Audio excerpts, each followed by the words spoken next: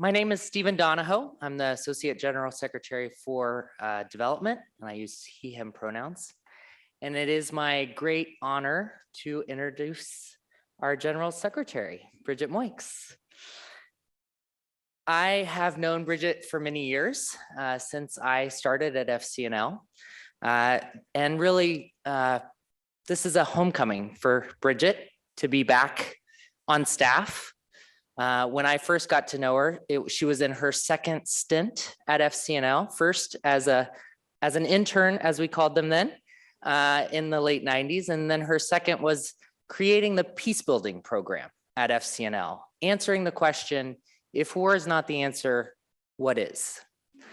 And that program has grown and developed and is very vibrant. And then she came back a third time as the lead lobbyist for foreign policy, a position that Diana now has. And then she came back as clerk of the general committee. So this is actually her fifth role for FCNL at FCNL. And it's appropriate because she's our fifth general secretary in nearly 80 years, which is really remarkable. I would be remiss if I didn't say that Joe Volk was Bridget's mentor in her early days at FCNL and has continued to remain so. Another really important thing you should know about Bridget is that she is a peace builder through and through. And she has learned these deep peace building skills through primarily local peace builders, especially over the last decade through her PhD research at George Mason University, working with global peace builders in their communities. And then as US Executive Director at Peace Direct, which does local peace building work, works with local peace builders, she's learned the skills to build peace. And that's one of the main things that she wanted to do at FCNL, was use those skills of global peace building in our communities around the country. And how can we bring that to the US? I will say she's very clear about the most formative experience in peace building, which is raising two teenage boys. Being a mom, apparently, I haven't done it, but apparently teaches you a lot about peace building. I can't imagine it because her boys seem great, but you know, apparently. Can I get an amen from parents? Yeah, okay. Just checking to make sure she wasn't the only one that has this experience. I have two more stories. One is fun and one was profound for me. So our theme is brave and constant. And I want to share a story of Bridget being brave. So Bridget and I traveled together. We've traveled together quite a bit, actually, which I'm grateful for. And we went to Ben Lomond Center. Anybody been to Ben Lomond? It's beautiful. And one of Bridget's committee members, support committee members, works at Ben Lomond.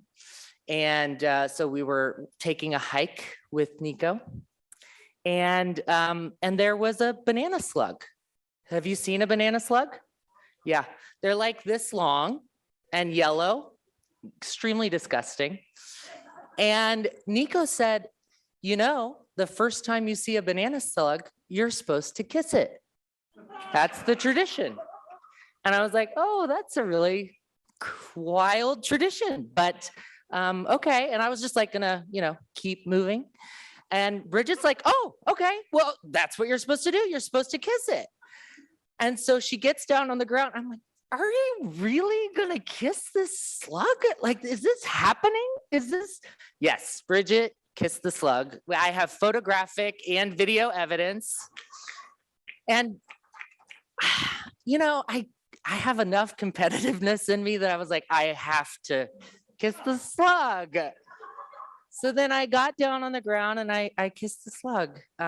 So she's a leader through and through, really. There is a PS to this story. The PS is we learn later that you are not supposed to kiss slugs for two reasons. One, I don't know if it was psychosomatic, but my lips were definitely tingling for hours. I don't know what is on a slug, but I don't think it's supposed to be on your lips.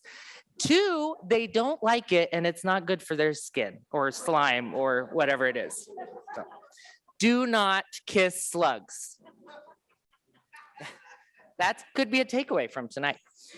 And then the story that I found profound. So many of you may or may not know that I've been at FCNL this is my 15th annual meeting. And for a long, thank you. Thank you. For a long time, I used to say, you know, I'm not a Quaker. I'm a friend of Quakers, or I'm, you know, in line with Quakers, or I'm yet to be convinced. I used to say that a lot.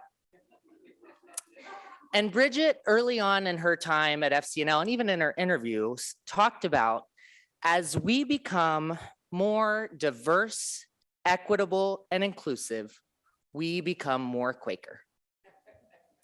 And the more I heard that, the more that went to my heart. And it was in an executive committee when Bridget, at Friends Meeting Washington, and Bridget had been talking about how important this work is to our Quaker identity. It's not a contrast, it's not a contradiction. A Jedi work is Quaker work. And I stood up to affirm that in the executive committee, and I said, we, and I realized I'm a Quaker. And I was like, it was, you know, I sat down and I turned to Abigail Adams afterward and I said, I'm a Quaker. And I have learned a lot from Bridget, and I'm really excited to continue to learn from Bridget, to learn how to be a peace builder, how to be a Quaker, and to raise a lot more money with Bridget, a lot, because we have a lot of work to do. So now Bridget will be speaking out of the silence, and I would invite you to settle into the silence, into some silent reflection and worship as we welcome the message from Bridget.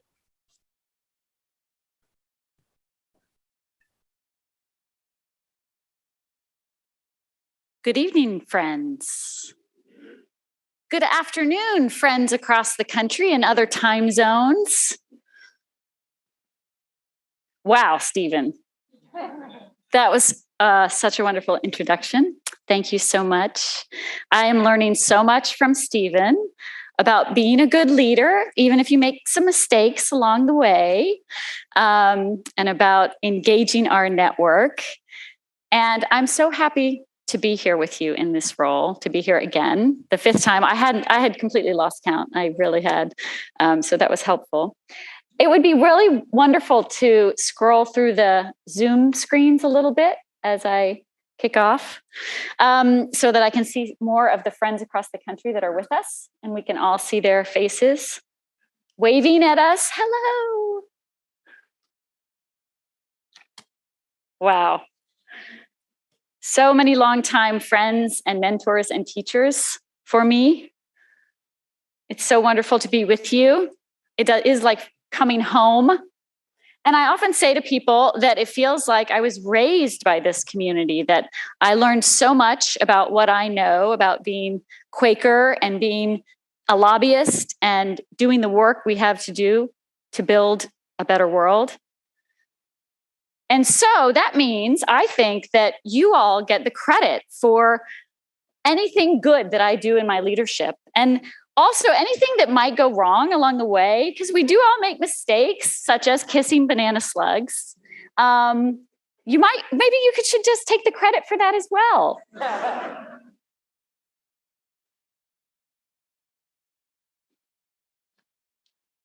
It's so good to see the faces of this amazing network across the country. So brave and constant we are.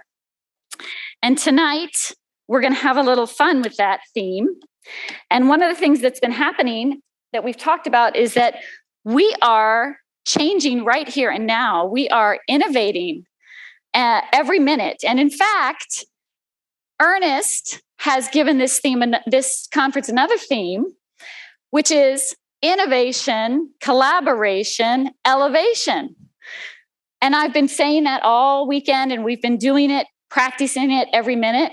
And I have to say, I want to apologize to the staff and to Ernest and the tech team and Alicia for taking it so seriously, because we have been innovating. I have a new idea every minute. I said, oh, next time we should get Kane's face on the screen while the group's there to take the picture all together. He said, do you mean right now? We should do that right now? I said, no, next time. And so Alicia did tell me that they have now found my new nickname as the new general secretary, which is Bridget Moix, Force of Chaos. And I will embrace that. Becoming brave and constant. So I will have a slideshow.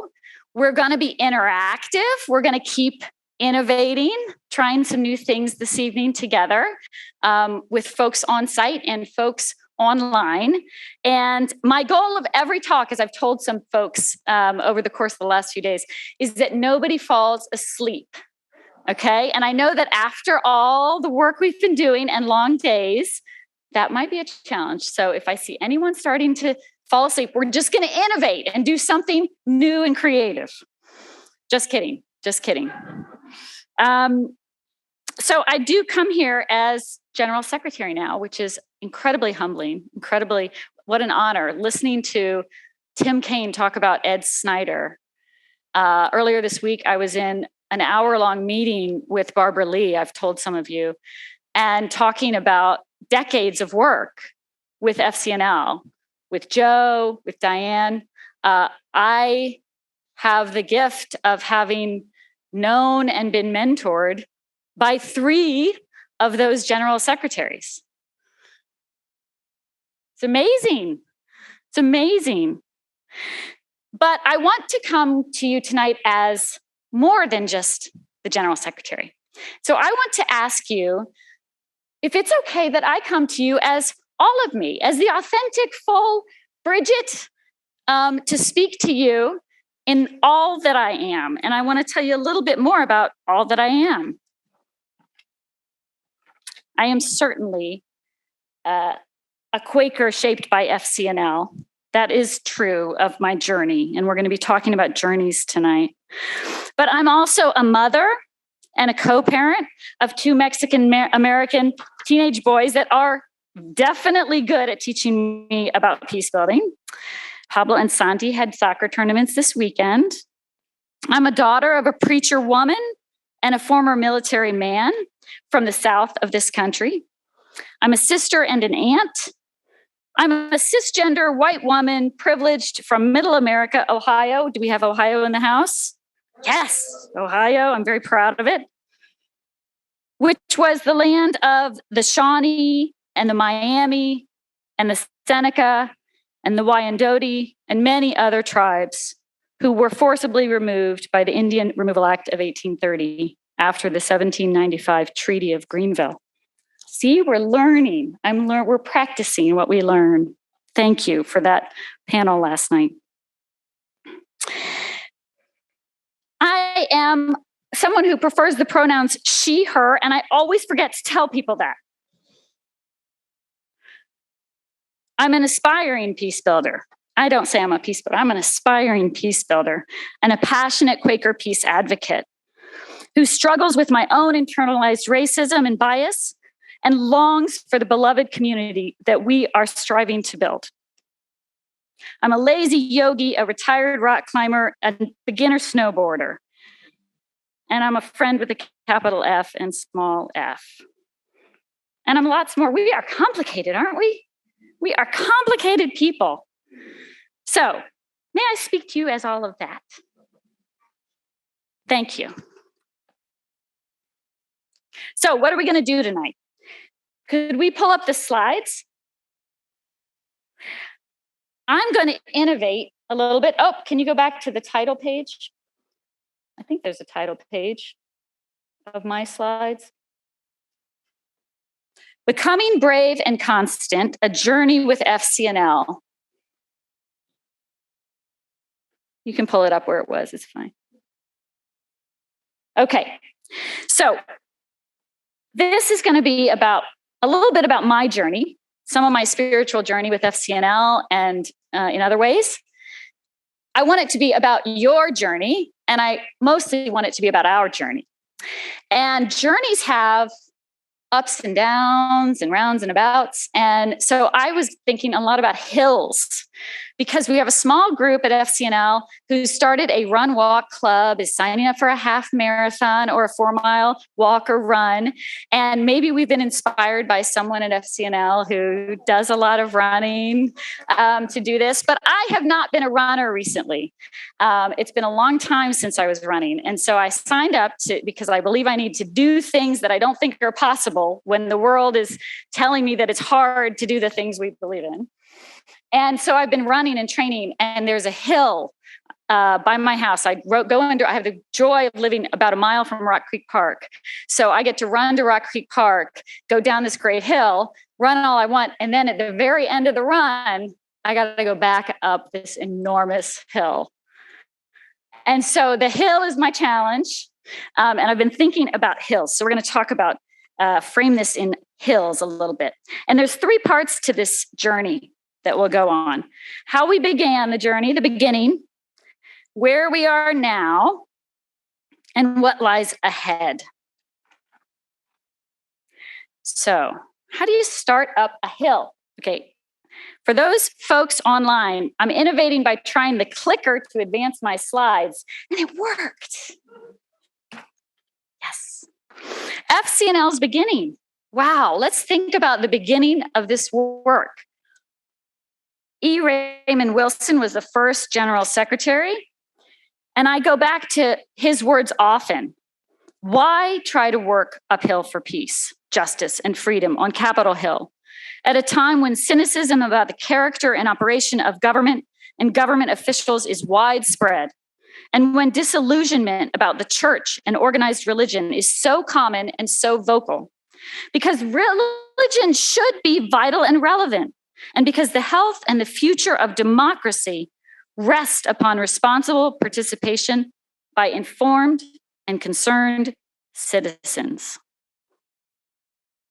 A world without war, without conscription and militarism has still to be achieved, even in the United States, and the price of liberty is still eternal vigilance. The battle for justice is never ending. A world dominated by military, economic, and political power easily forgets fairness and compassion for the disadvantaged and dispossessed at home and abroad. To strive for these and similar goals has been the role of the Friends Committee on National Legislation. That was from Uphill for Peace. This is his other book, which has his picture on it, so I put it there. And I think about the history of this organization, and I am continually awed. The purpose is so relevant. Those words could have been written right now. They were written, this book was published in the year I was born. And I think about a small gathering of friends in 1943, in the middle of World War II, coming together, mostly conservative friends from Middle America, a lot of folks from Indiana and Ohio. Pam did some research on this for the 75th anniversary, I think. Coming together and believing that they should and could go to Capitol Hill and bring the voice of Quakers and a call for peace and a different approach to the center of power of this country. And I went back. Diane Randall she left me a stack of papers on the desk when I arrived. Actually, there were 2 things. There's a book. There's a version of Uphill for Peace, which is passed from general secretary to general secretary with a note in it to each. So Diane left me that, and I got to read these notes passed on. And then she had a stack of papers of some historical papers. And one of these was the statement that they issued from the conference to establish Friends Committee on National Legislation in 1943. And these friends said, these critical times are bringing home to us acutely the sweeping role which government is playing in shaping life, both national and international. Believing as friends always have in the supreme value of personality and the divine spark in every human being, we are disturbed by the growing control of government over the lives of citizens and are conscious of the grave issues arising from this trend. They didn't want big government. Isn't that interesting? They didn't want government intruding too much on our lives. They believed in conscience. We believe in conscience still. And they went on to talk about the power of the militarized state engaged in a great war at that time and what was required for peace. Brave and constant FCNL is. Imagine a small group thinking they could do that. And they started working out of the basement of FMW, just a little group, writing letters, typewriters. How do we get the word out? And look what we're doing now.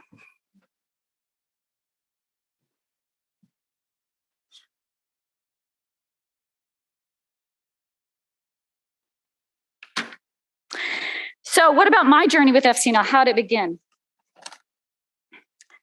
So we each have a story and we all start in different places, different ways. We all arrived here. And here, I mean the big here across the country that is gathered. We all arrived in this new creative space in different ways.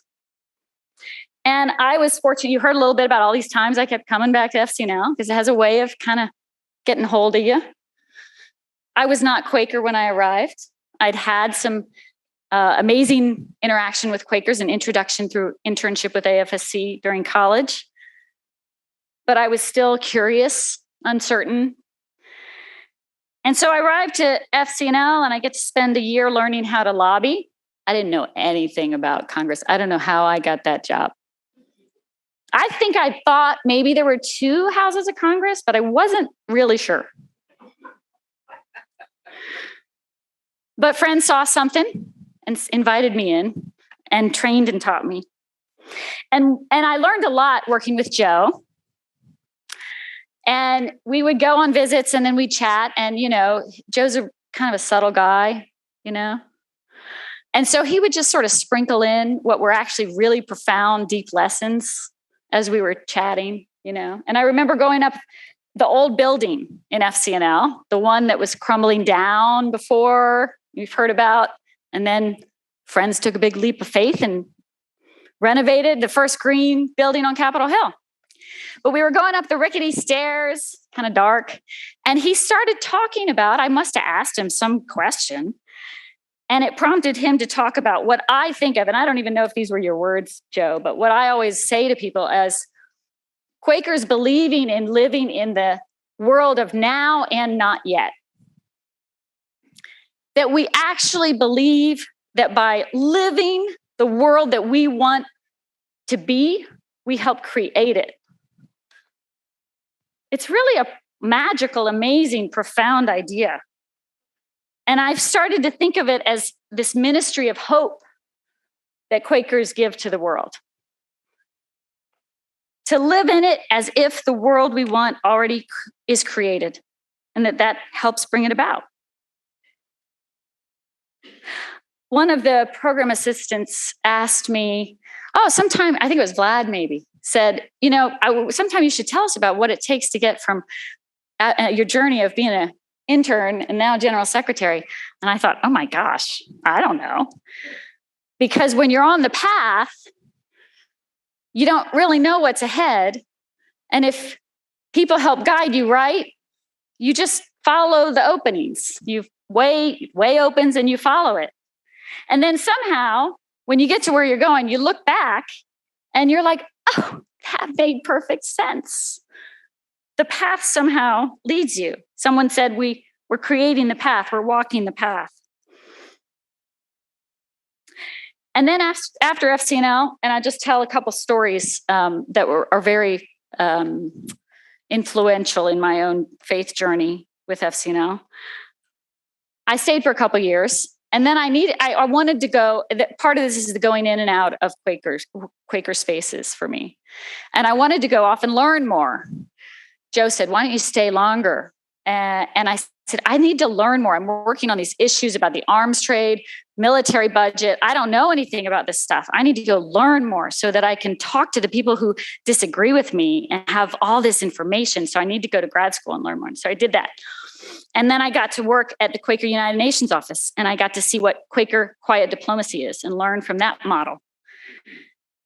And so I was at CUNO in the fall of 2001, loving my job, seeing the world's problems from all these different perspectives. I kind of got tired of Washington when I was here. You know, it's very navel gazing, that first stint.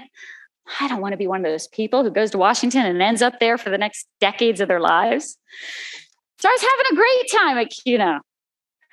And then I walked into the office one really clear blue skied morning, September 11th, 2001. And I had my little headphones on and I was listening to the news, and then they started reporting, interrupting the news, that the first tower had been hit. And I walked into the office and I said, something's happening. Turn on the news. And we sort of trying to figure out what was going on. And we looked across the street. The building sits right across from the UN. And there's what we called later the best dressed refugee flow coming out of the UN, because all the diplomats were evacuating the UN, assuming it would be a target. And so what did we do? We went to Quaker House, which is a few blocks away. And we sat by the TV and we watched the towers fall in real time a few miles away. And I just remember Lori Henninger was one of the co-directors there, and her response was so profoundly Quaker. She's looking at it and she's crying, and she just says, oh, those people. It wasn't about the anger and the enemy and it was just focused on the people who were being affected and what was happening to them in that moment. And so we made our way. I managed to get out of the city and get back home. And in doing so, we saw people with ash on them coming up the road there, still walking up First Avenue now from the site, from Ground Zero. And I went up in my building. I got home to my building. Eventually, a day later, and I went up to the roof where you could see the towers usually. And so there's clouds of smoke is all you see at that point. But there was a guy on the top of the roof in my neighborhood, and I lived in Queens, and it was an old Greek neighborhood, but then a lot of Middle Eastern folks had moved in. And so there were women in veiled on the streets all the time, and except they were deserted now. Streets were utterly deserted. And there's a guy on the top of the building as well. And he's looking down on the streets. And I sort of said hi, and he just said, all of them, I want them all gone out. And I backed up and I thought, oh, this is going to be really bad. And so I really had thought, wow, I did that thing with US policy. That was kind of fun. But, not, I was enjoying the international scope. But I thought, wow, things are going to get bad. And not long after, Joe writes me an email, not too long after, and says, we got a new position on foreign policy. We're going to need some help. Maybe you should apply. I thought, do I want to go back to Washington? But yes, of course, we had to go back to Washington. And so I go back to Washington for that first interview for a full-time foreign policy job with FCNL. And I'm walking up. I come out of Union Station. I'm a little bit early, and I'm walking up towards the building. And I thought, I'll just go take a stroll around the Capitol since I have a little time. And as I'm going up, thinking I would just walk around the Capitol like we used to do. Who remembers just walking in and through the buildings and around the space? And there's a wall. There's a physical barrier between me and the Capitol. What a metaphor for what was going to happen to our democracy. And so I felt that call and that pull back to FCNL to see what more I could learn and what we could do. And all through that path, this quote hangs by my desk. You don't need to know precisely what is happening or exactly where it's all going, but you need to recognize the possibilities and challenges in the present moment, embrace them with courage, faith, and hope. And that's one of the lessons FCNL taught me. And so then we had to learn how to be brave and constant. Look at this picture. Isn't this fun? I went back, I was looking for pictures for this presentation. I wanted something that looked really brave. And so I was like, oh, I want some Winna pictures. And I find this, and I actually remember this picture being taken, because what this picture is, it's actually a group of people trying to look brave. That's what this picture is. And I remember that they were like, we have to look really serious, people. Look, put on your serious, brave face. So we tried. I look very not brave. Some of these people are extremely brave. David Culp, very, very brave. Ruth Flower, whew, that woman is brave. But actually, the experience for me with Winna, with the War is Not the Answer campaign, it was about the bravery of ordinary people around the country to take that sign and put it in their yard. And I remember, and Kathy Guthrie might remember this as well, the story of this woman who called and said, we were just sending these out all around the country. Didn't know what was going to happen with them. And she called and she said, mine got run over in my yard. Somebody ran over it in my yard. Send me another one. I think she called about 4 times. So we have such brave people in our community. And I have learned so much about what brave means. Love is brave. Being willing to say something that nobody else will say in a moment.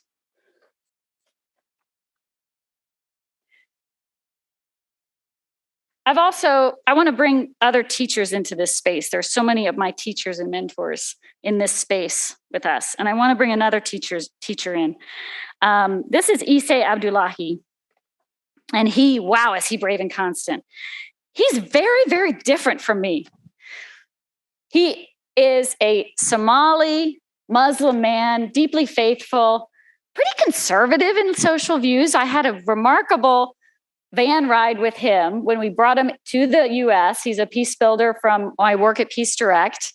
And discussing, I would not say agreeing on everything, all the way about marriage and gender and various things, in deep disagreement on things.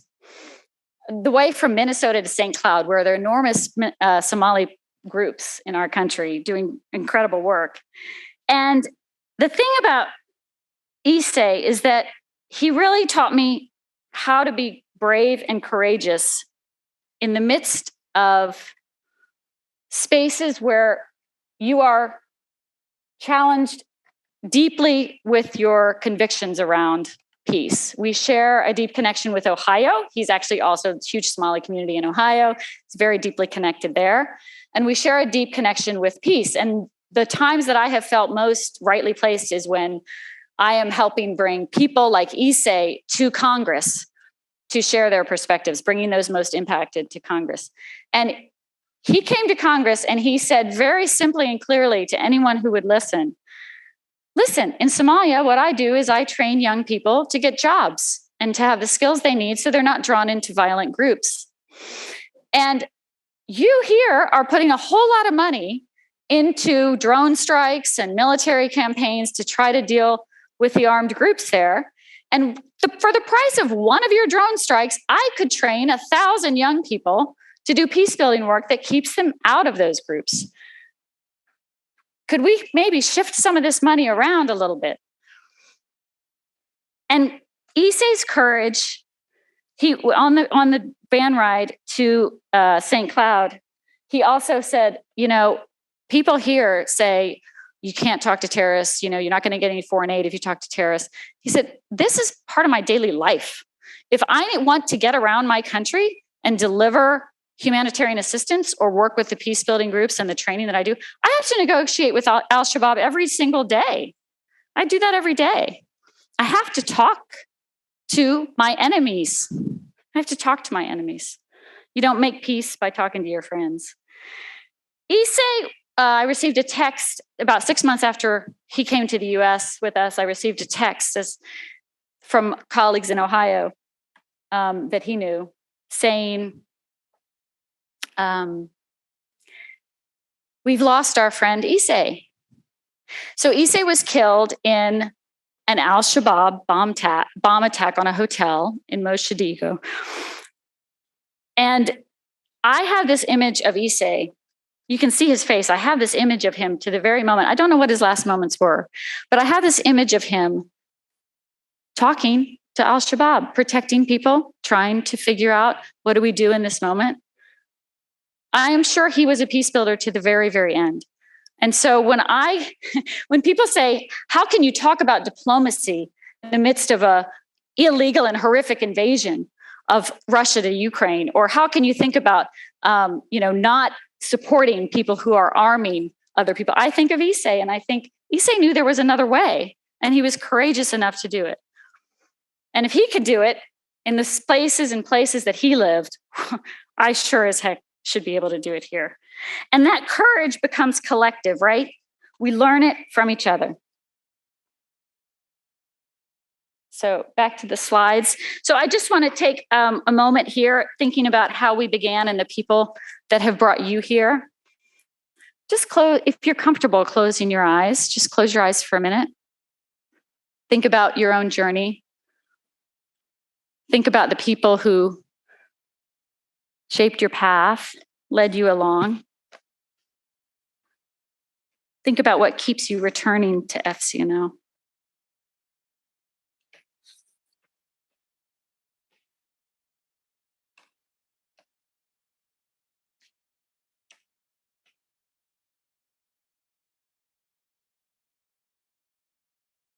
Clouds of witnesses, clouds of witnesses. So, part 2. Where are we now? Well, we're certainly on a hill, friends. Multiple hills, many, many hills. I woke up excited for my first day as General Secretary of FCNL. This was going to be great. And I turned on the radio, and wouldn't you figure a new war is breaking out on the day I start my job at FCNL. And the news of a pending invasion of Russia to Ukraine. And I thought, of course. And would I want to be anywhere else? No, because these are the hills we're called to climb. But how do you keep climbing? I believe there are prophets among us. We've talked about whether there are prophets among us. And I think this might be one of those prophets. I recently went back and listened to the poem that Amanda Gorman shared at the inauguration that moved so many of us. And I just want to read a little bit of it. And I actually encourage you to listen to it. Anytime you get down and you're not sure about this country and where it's going and the work that we're doing, just turn it on. When day comes, we ask ourselves, where can we find light in this never-ending shade? Somehow we do it. Somehow we weathered and witnessed a nation that isn't broken, but simply unfinished. If we're to live up to our own time, then victory won't lie in the blade, but in all the bridges we've made. That is the promise to glade, the hill we climb if only we dare. It's because being American is more than a pride we inherit. It's the past we step into and how we repair it. For there is always light, if only we're brave enough to see it, if only we're brave enough to be it. There's a little sticky by my desk with that too. She sees clearly where we are, this beautiful young Black woman.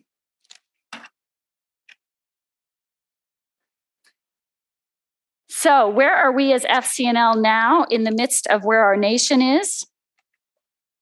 I did a talk to Baltimore Yearly Meeting, And I was reading this book at the time by Marcelle Martin. I don't know if folks know her, but she's a Quaker author. And I got really into this idea that she has of the refiner's fire. Early friends thought of the refiner's fire. And I think we are in the crux of it. It's this idea that God transforms us. But it's not an easy process, friends. There we are in the midst of transformation. Think about, sometimes I think about like a butterfly, a caterpillar turning into a butterfly. Like, that cannot feel good. I mean, it's got to be messy. Have you read about what the process actually is of transformation? Or the seed cracking open to make the tree? Oh, it is not easy. Our refining fire is about confronting our own racism and connections and inherent realities still of white supremacy in our society among Quakers. When I called Joe, when people said, would you be interested in applying for this job? I hesitated. I had some hesitations.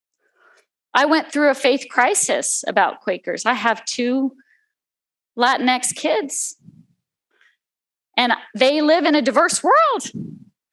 And I have lived for the past 10 years working with local peace builders from all parts of the world. It has been this gift of learning from them, the people most impacted who have the solutions, learning to be humble and step back, get out of the way. The beauty of diversity. Am I ready to go back? Do I want to go to a space that is not even really comfortable for me to be so white in a world that's so diverse? It doesn't make sense, friends. We're Quakers. Diversity is our faith. Inclusion is our faith.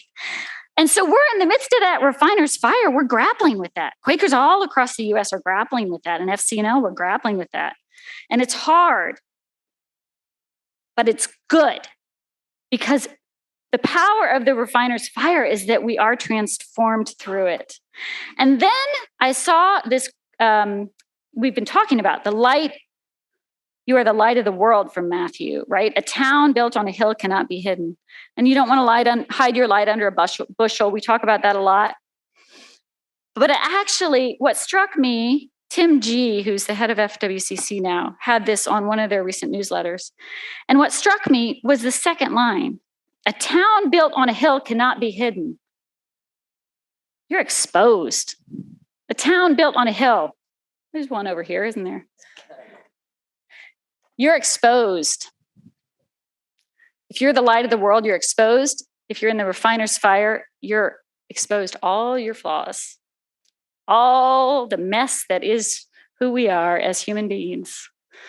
And it's really vulnerable. And it's really hard. But it's what we're called to.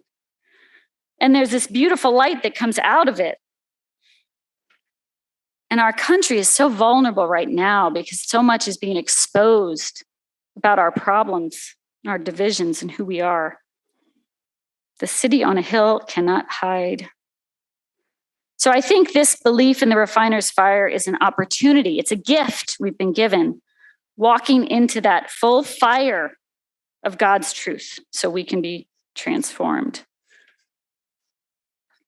No Quaker talk is complete without a quote from George Fox. Can we help heal divides in this country? If not us, who? If not now, when? Abby says that in our office. She got it from her grandmother, I think. We are made for this moment, friends. Our faith has brought us here. Our work together is brave and constant, and we are continuing to become more brave and constant. We are prepared. We hold tensions. That's what Quakers do. We believe in continuing revelation. Everybody has a piece of the truth. We're so prepared to be examples and patterns. I will say, I don't know why we don't have more pictures of George Fox when he actually went on his journey. How old was he? 20, 19 or 20? I say 19. That's what I thought it was. Shaggy locks, you know, the song. Why don't we have those pictures of him as a young 19-year-old out on the path, out on the journey? I want to see that, George Fox. Love is constant. Courage is the authentic form taken by love. We have a relevant message for our country right now. I was telling folks about my experience being a poll chaplain and the elections. It's a new idea, being a poll chaplain, because our elections are actually points of potential violence, like many communities around the world have experienced. And that sitting there in front of a polling station on a lawn chair with a little button that said, love thy neighbor, no exceptions. What a powerful experience that was, a reminder of our democracy. So I want to do a little interactive moment. Take some queries, have some small groups. Tech team, do you think we can do this? Okay, yes. Can we do only 5 minutes for time purposes? 5-minute small breakout groups on Zoom. We're going to break you into small groups. 5 minute. Find a neighbor here in the on-site space. Find a neighbor and think about the queries about where we are now. And what does your journey look like with FCNL? What hills are you climbing? What joys and hopes are sustaining you? 5 minutes.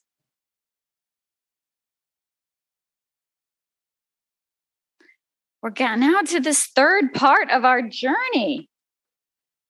What's ahead? What's ahead? Strategic planning. Oh, it sounds so boring. Seriously? How many people have been through way too many strategic plannings with organizations in their lives? Right. So let's make it different. We're innovating everything.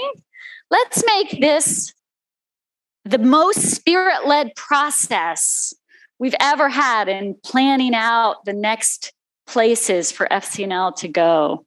And let's leave lots of space open for the way to open itself to us too. Let's think about that flexibility and possibility that's ahead. I have just recently found this book. Do people know this book, See No Stranger? Anybody? Valerie Kerr? Parker Palmer says that this book changed his life. It'll change yours too. That's Parker, but we love to quote Parker Palmer.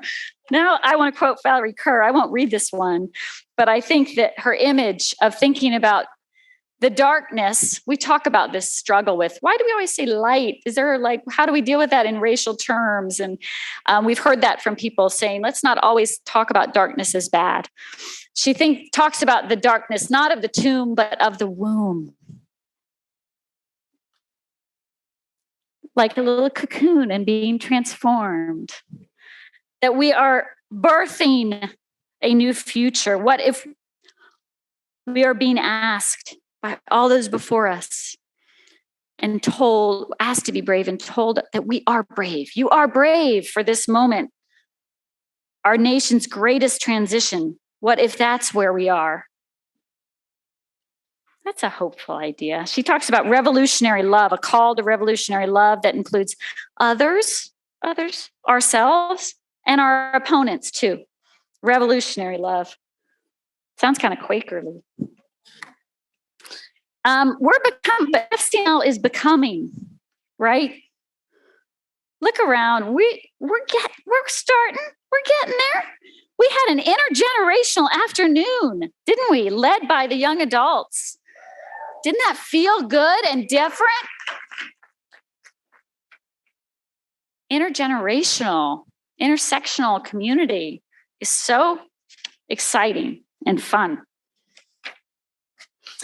I go to the Bolding's work a lot. This was really influential. I would say, I don't like to talk about my PhD. I tell you, everybody at FCNL wants me to talk about my PhD. I learned so much from people living practical realities and experiences. And the Boldings had this vision. I did incorporate this. This was really fundamental to the PhD that I did.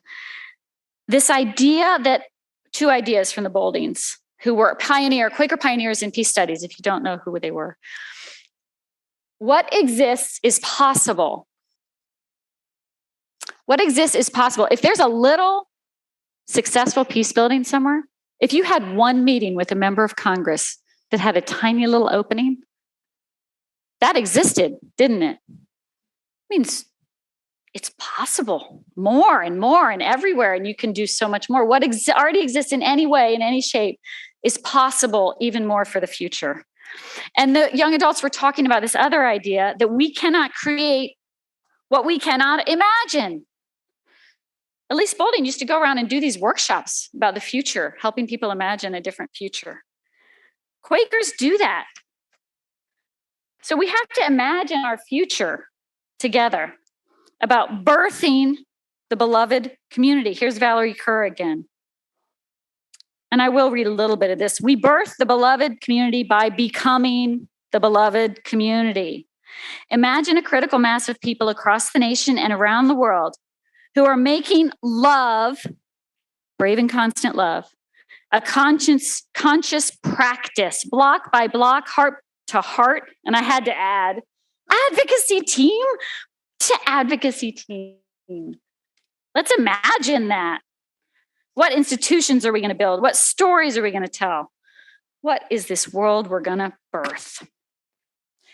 So let's imagine this together as a final, last little, very innovative, experimental, interactive experience. We're going to think about this query together, and we're going to use a tool called the Mentimeter. Anybody ever used that? Oh, good. We are innovating. Well, our staff used it once. We did practice once. And so we're going to try to answer this question together in a way that creates a little vision of our future. This is the query we have. Where are we going next? I want you to take a minute. Imagine FCNL, imagine our community and the work we're doing evolving in the world. This is our first input to our strategic planning, folks. What is one word that describes your hope for FCNL? Now let's pull up the Mentimeter process. So you need to pull out your device. I'm going to ask you to pull, if you have a device. You can also just be a participant in an audience. That's a very important role, and just watch what happens. Folks on Zoom, this is your time. This is your moment, because this interactive exercise is easier for you to do than for us in the room. And go to mentimeter.com. Do you see that on the screen? I hope you're seeing that. www.menti. Is that what it says? Menti.com. Sorry, menti.com. You can read it better than I. And it's going to give you, for those who are doing it, it's going to ask you for a code. I think in the chat box, is the Zoom group getting it? They're doing it? Okay, good. It's going to give you it's going to ask you for the code 3284. Oh, it's happening. 3297. Thank you, folks. It's going to ask you for one word. Type it in. The future that we imagine. We did this in the staff meeting too. There's always a little number that ends up in the thing from the thing, but that's okay.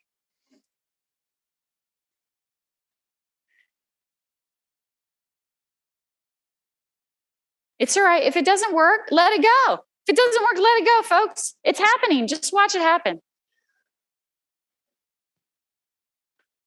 It takes a couple times. We're learning, we're practicing. So we're imagining the future together and seeing these words appear. And you can actually cheat. If you got it once, you can actually go in and do it again. And the more that one word is done, the bigger that word gets. So like effective, more people have been adding effective, so it's getting bigger. We're creating our own word cloud.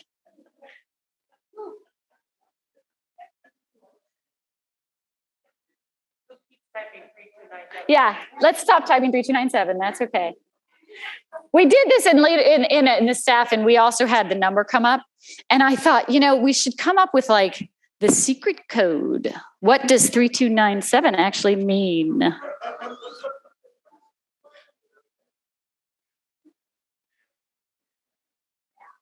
All right. All right. Looks like we're slowing down. That's good. All right. Thank you so much. So look at all these words. Just take a minute to soak the words in.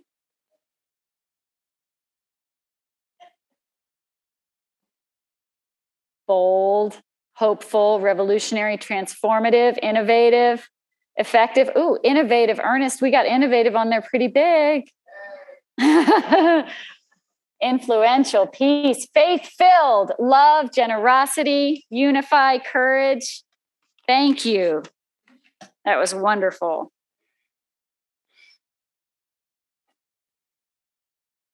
All right.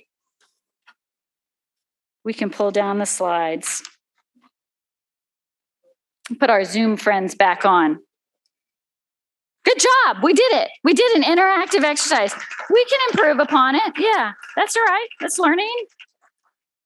Was it fun? Zoom folks, give me a signal. Was it fun? Thumbs up. Yay. Good. Okay.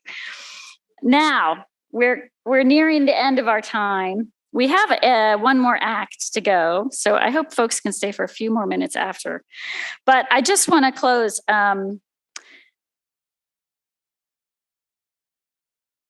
I just want to close and say thank you. I was asked how I was feeling about this, and I said, "Oh, it's okay. Whatever happens, happens. This group loves me, and I know that." And I love all of you. And as we close this piece, I just want to say, now these three remain: faith, hope, and love. What's the greatest of these? Yes.